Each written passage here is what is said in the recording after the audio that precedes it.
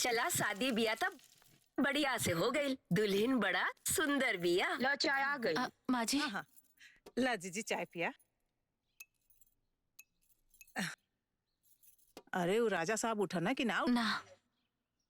अबे औते हुई हैं आ कहिया हमरे पत्नी जी के चाय दे दा। भौजी, ए भौजी। कहा? ले आ गई। अरे हमारा पत्नी जी के चाय पानी नाश्ता तैयार बा। हाँ हाँ। अरे यहाँ कब हिल भाई? यहाँ बैठू। करे ते का घर में हमेशा घुसरल रहले रे? पत्नी जी के नाश्ता दा, पत्नी जी के पानी दा। अरे ओहनी सब बाड़ी ना पत्नी जी का ख्याल रखा बदे।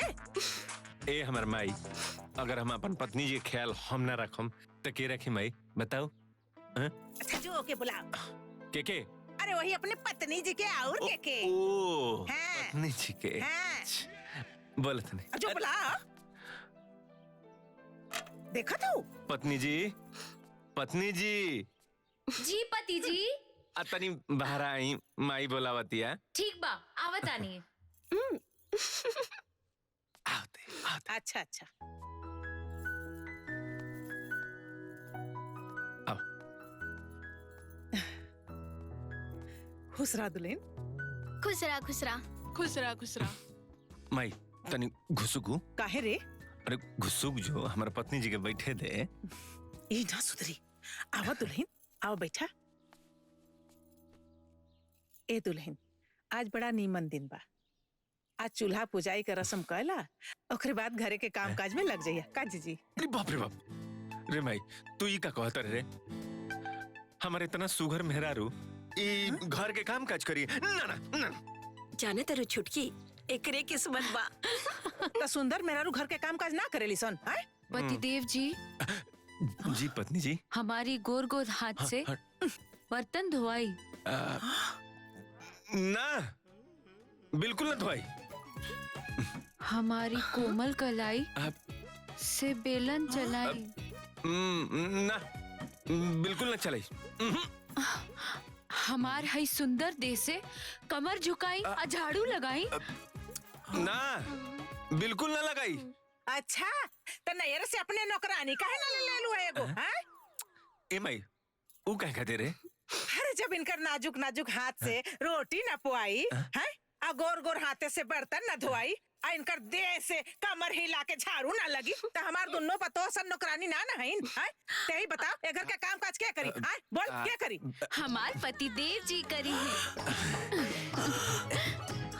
हाँ हाँ हम करब। अरे पत्नी जी हम करब। का करे ये तू का कर पड़े रे? ए घर के झाड़ू पोछा कपड़ा बर्तन सब ते करबे रे? हम अपना पत्नी जी खातिर तो हम जान दे देब। हाय रे भगवान, अरे हम ही कुल कहा सुना था ये दादा। अरे भगवान अब हम कहा करी? अरे गाँव में कोई सुनी तो कहा कही रे? मैं चुप।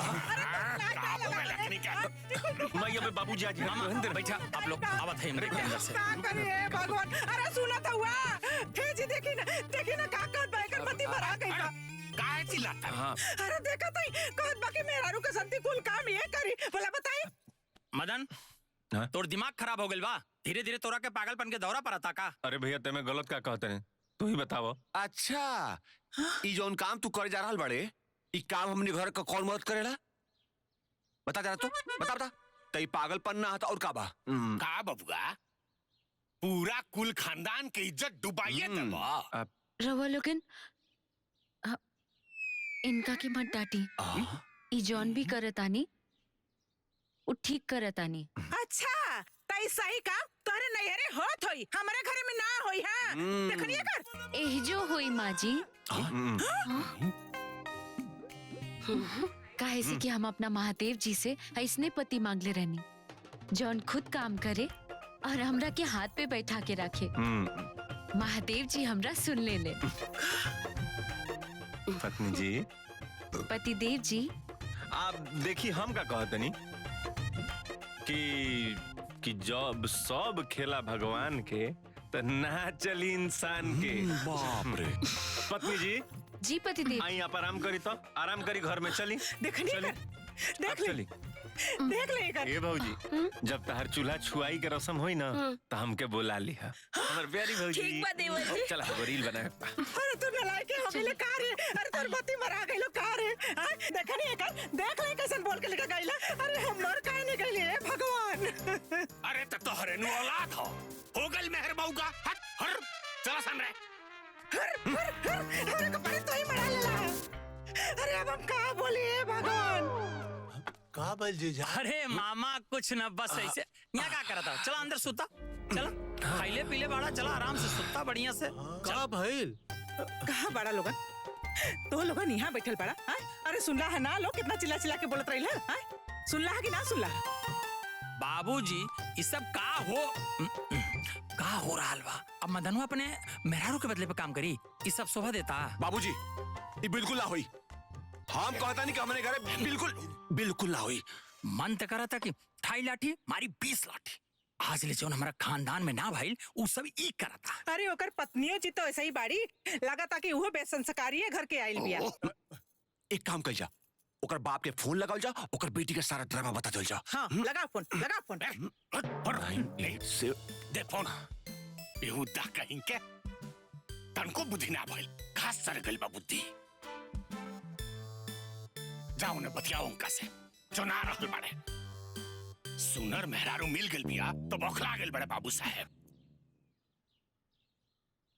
घुमे दो 2-4 दिन उनकर पल्लू पकड़ के अपने आप होश ठिकाने आ जाए रास्ता पे। तका करी इतना फड़फड़ेले जरूरत नहीं है, शांति रखो। तका कल जाओ, बैठ के मेहर मौगा तमाशा दिखल जाओ। काहे का चाहता ये तमाशा के खत्म होए के इंतजार कल जाए। देखा बाबूजी मेहरारू तो चाहबे करने सो कि मर्द ओकर गुलाम बन के रहे, लेकिन हमें एक बात बोल देता नहीं कि हमनी के घर में कुल बिल्कुल ना हुई। हम दोनों भाई मिलके ओकरा के 2 लाठी मारे के सारा मेहरारू गुलामी हवा हवाई हो जाए।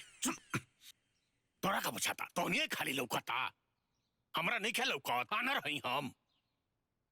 हमरो सब बुझाता लेकिन मेहमान लोग से घर भरल बा।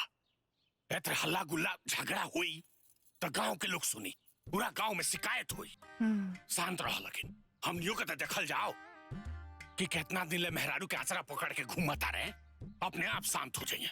मर्द के काम है मर्द के काम कइल बहरी, मेहरारू के काम है मेहरारू जैसन काम कइल।